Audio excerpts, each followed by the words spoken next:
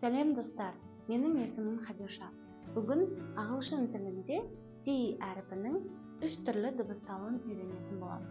Жалпы ағылшын тілінде 26 әріп бар. Оның ішінде 6-ауы дауысты, қалған 21-і дауыссыз. 21 деп жатқан себебі Y әріпі кейде дауысты, кейде дауыссыз болып саналады. Ал енді ағылшын тілінде 26 әріп болғанымен 44 дыбысталу бар.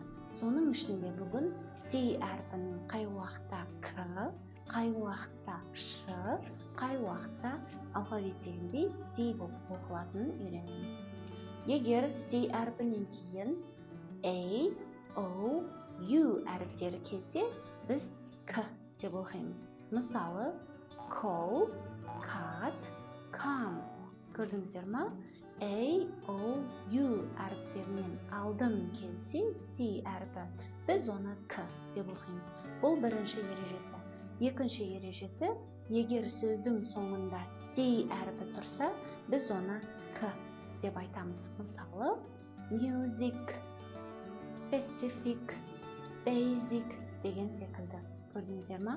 Барлығының соңында C әріпі тұр, бірақ оны біз К деп оқимыз. Бұл екінші ережесі.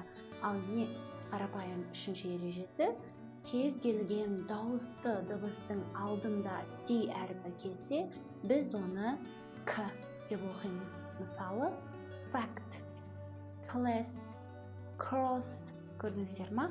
T, R, L әріптері дауыссыз дыбыс болғандықтан біз К деп оқыдық. Ал енді C әрпінің қай уақытта Ш деп дыбысталатынын үйренеміз. Мына сөздерді оқып көріңіздерші.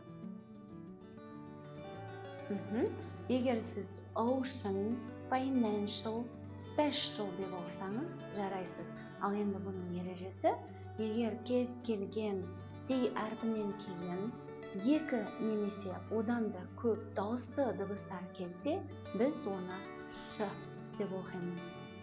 Ш. Ал енді C әрпінің алфавиттегіндей C деп қай уақытта оқимыз, соны үйренеміз.